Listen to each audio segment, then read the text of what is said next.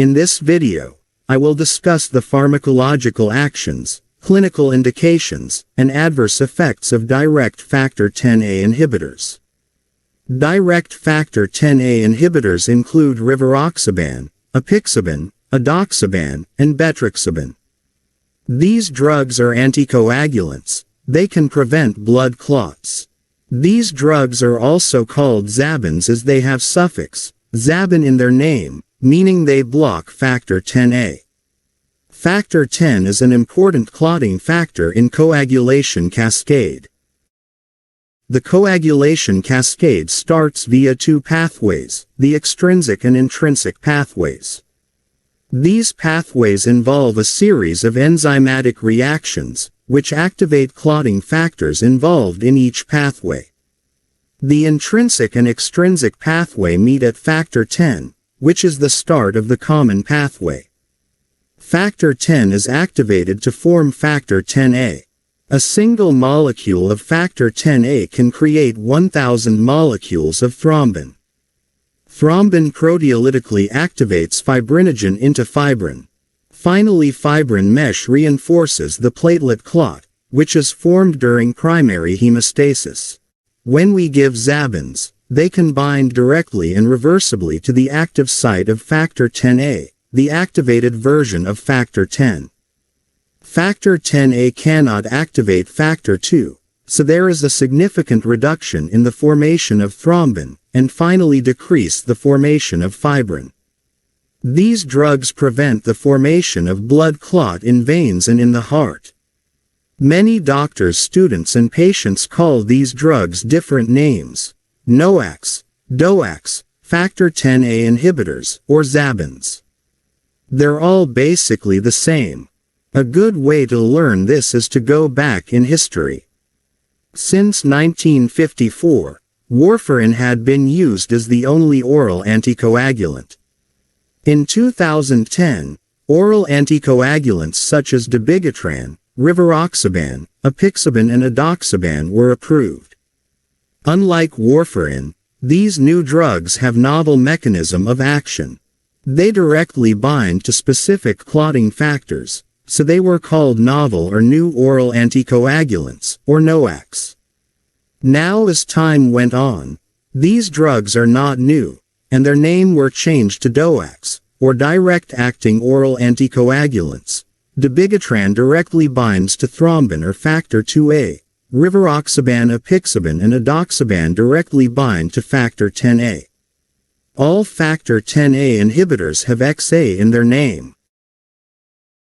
Now it's time to talk about where direct factor Xa inhibitors are used. The first indication is in patients with atrial fibrillation. These patients have irregular heartbeat, specifically in the atria. This could lead to the poor blood flow and formation of blood clot in the atria. They have high risk of stroke or systemic embolism. The next one is in patients who have or are at risk of developing deep vein thrombosis or pulmonary embolism. We can use xabans for prophylaxis, meaning these patients are at risk but don't have yet, or treatment, meaning they already have had venous thromboembolism. Factor Xa inhibitors directly inhibit factor Xa, so they have rapid onset and offset of action. They work very fast, unlike warfarin. Their efficacy is predictable, and we do not need to regular monitoring for these drugs, unlike warfarin, which we need INR to monitor. They have fairly short elimination half-lives of around 12 hours.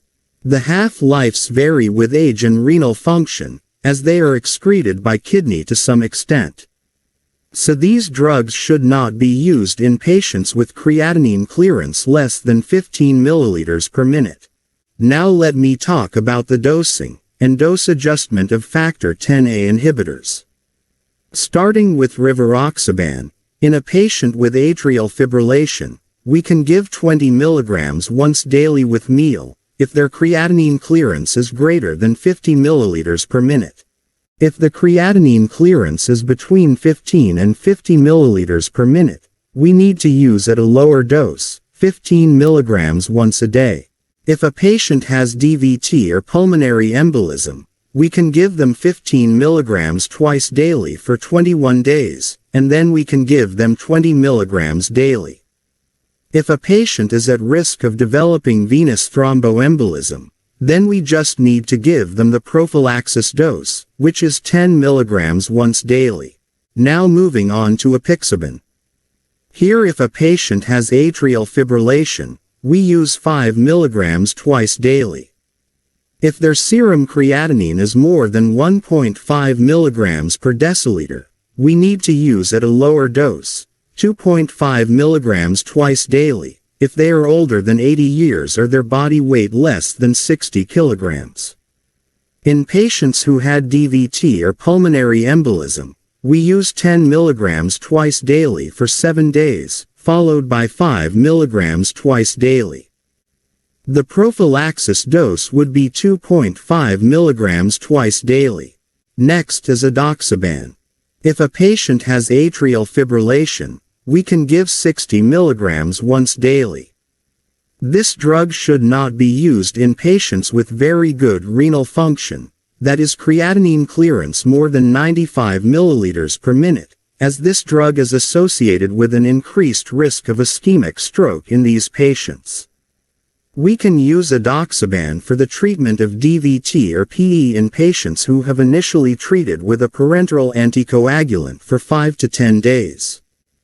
Here we can use 60 mg once daily in patients with body weight more than 60 kilograms, or 30 mg once daily if they weigh less than 60 kilograms. The final drug is Rivaroxaban. There is only one indication. We use Rivaroxaban in patients who are at risk for venous thromboembolism. Here we give 160 mg loading dose, and then 80 mg once daily. We need to decrease dose in patients with creatinine clearance less than 30 ml per minute.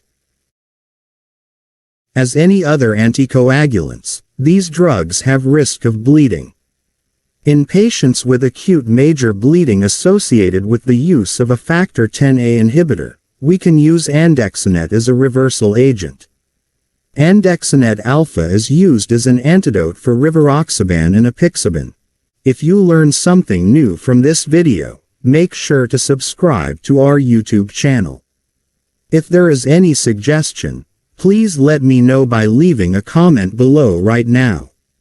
Thank you for watching this video. Stay safe and healthy.